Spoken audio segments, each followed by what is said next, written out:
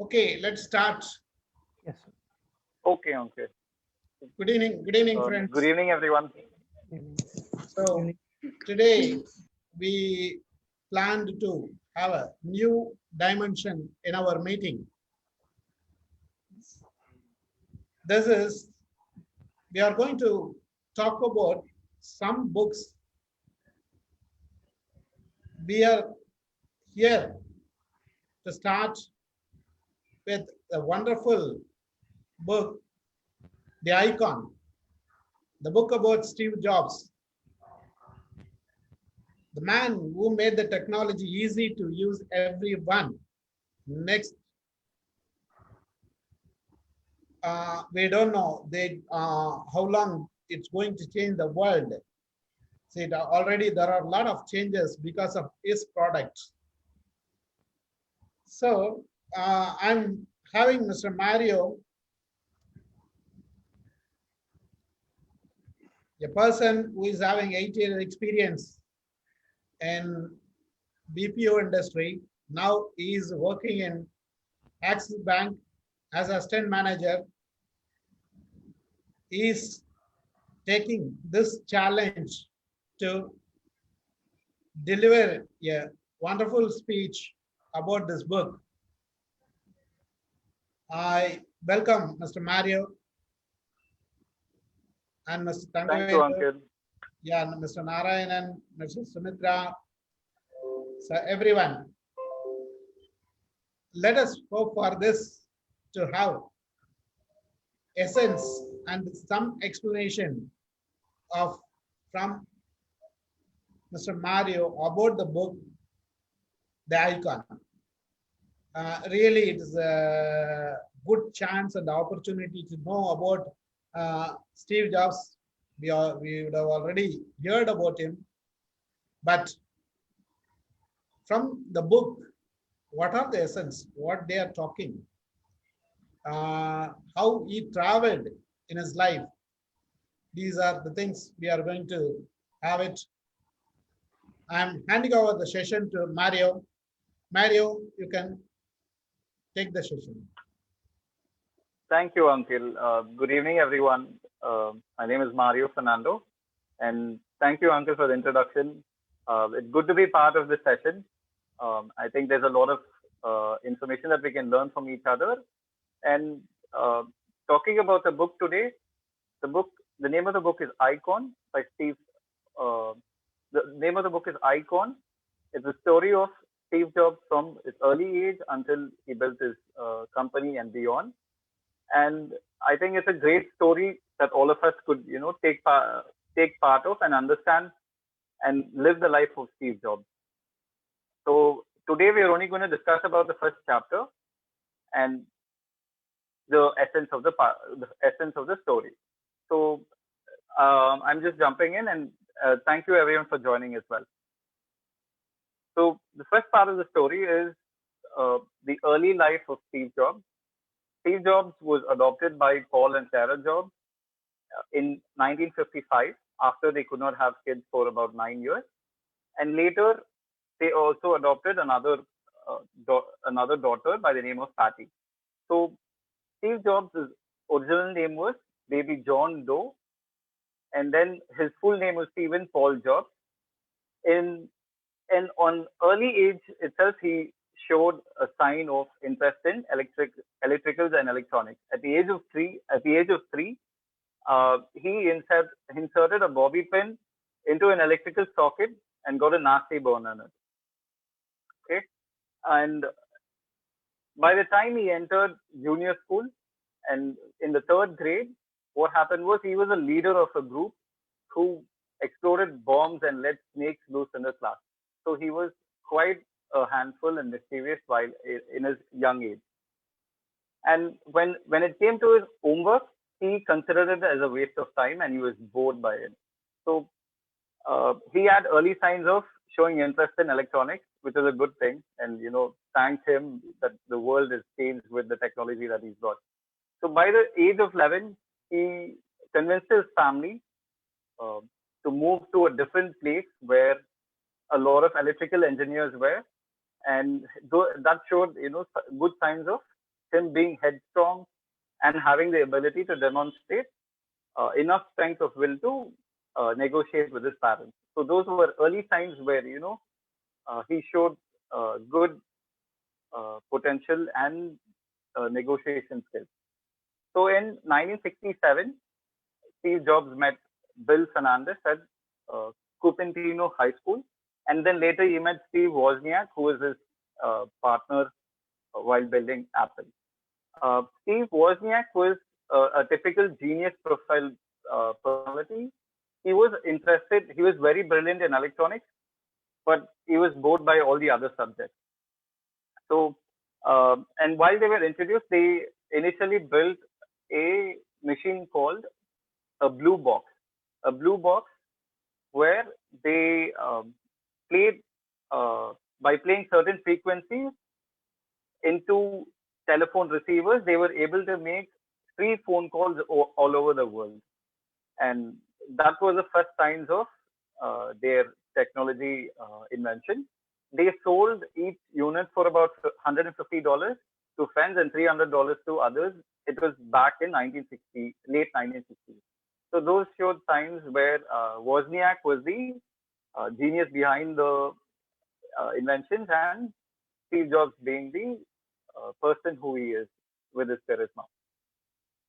So by the time, at the same time, the phone companies started tracking down scams like this. And then on one particular evening, when Steve Jobs was trying to sell uh, a blue box at a parking lot, at that time, what happened was someone pressed a gun against his back and robbed him. So at that time, the enthusiasm of the blue box had stopped. So then they moved on. In 1974, Steve Jobs joined a company called Atari. Atari is a gaming company. It's one of the first gaming companies. I remember playing an Atari video game. Um, and the way he got the job was actually showed signs of his determination. So when he attended the interview, he did not. He was not in a proper state. He was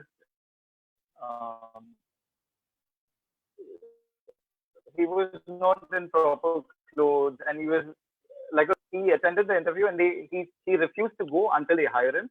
And at that time, the Atari chief engineer was Al Alcon. Al Alcon was informed that there was a guy who refused to leave until we hire him. So he was hired, but what they gave him only a job of they only allowed him to work in the night and only on minor tasks. They did not allow him to work with the other engineers.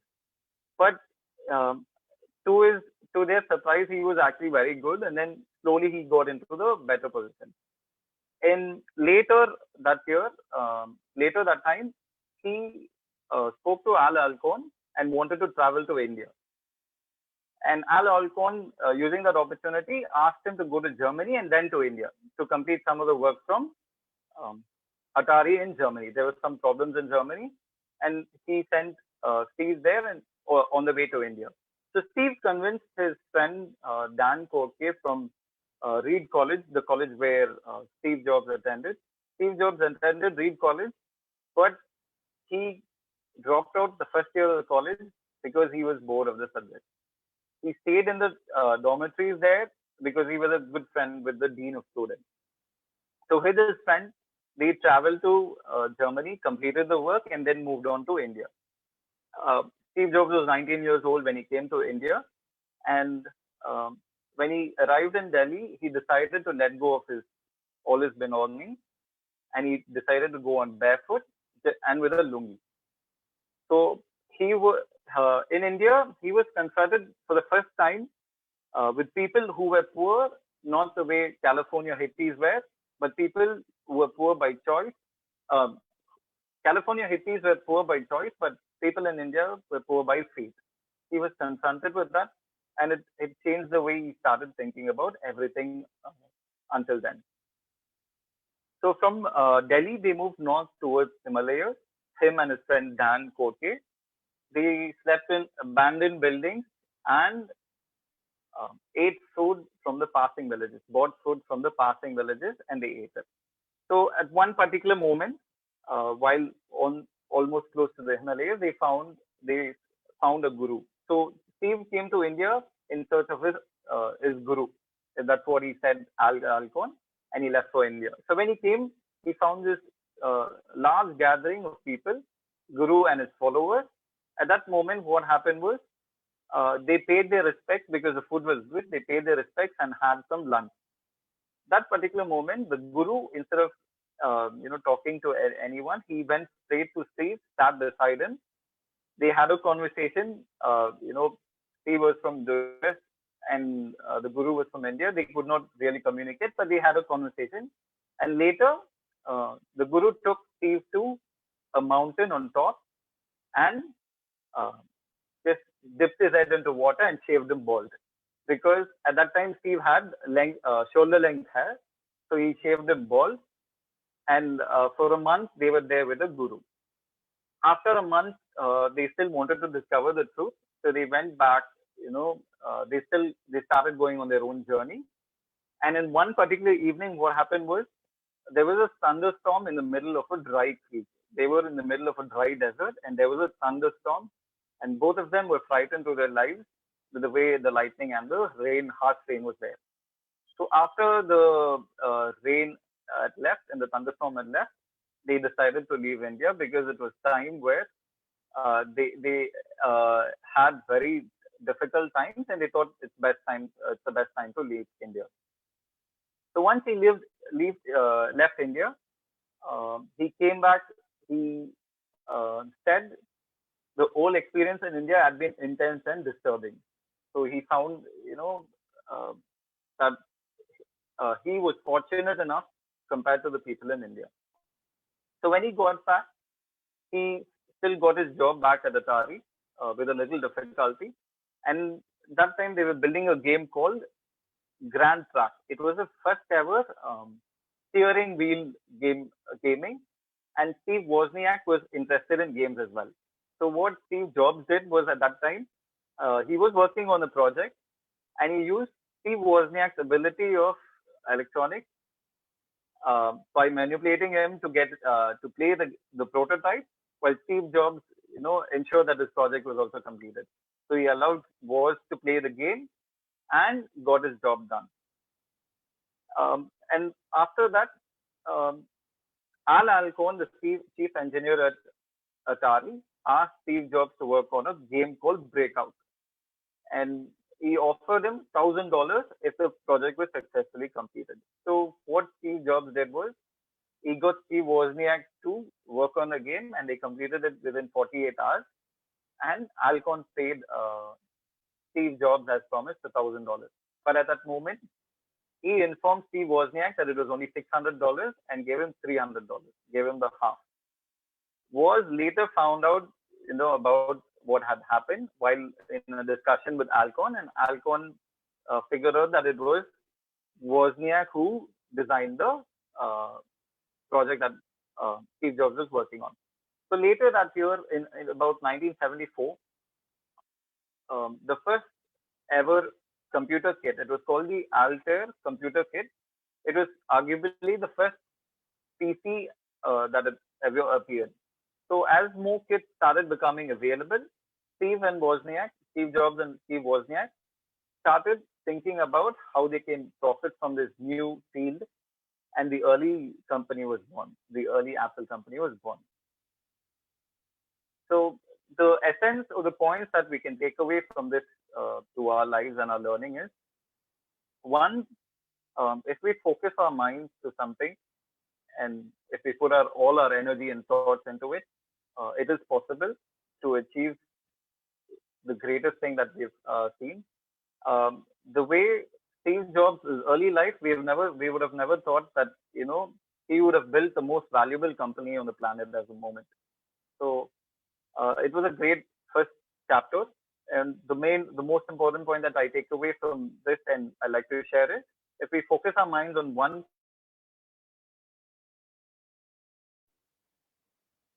Ish, audio, your audio. Unmute your audio. Mario, unmute your audio. That's suits us.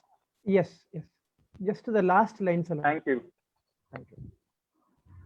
Which, Now it's Like, okay. so, only few lines okay. last. Only the in last that. line. It's okay. It's okay.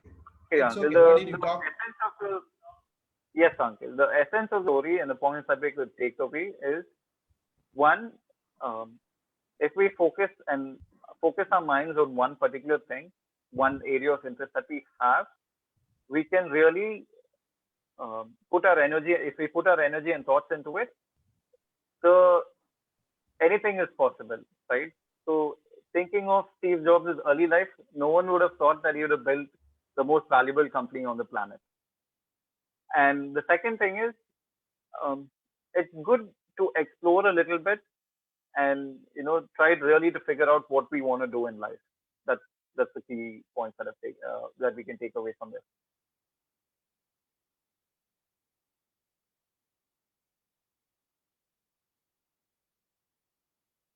Thank you, Uncle. Thank you. Thank you. So nice. Uh, really, you've done a good job. Tangavelu, you want to talk anything?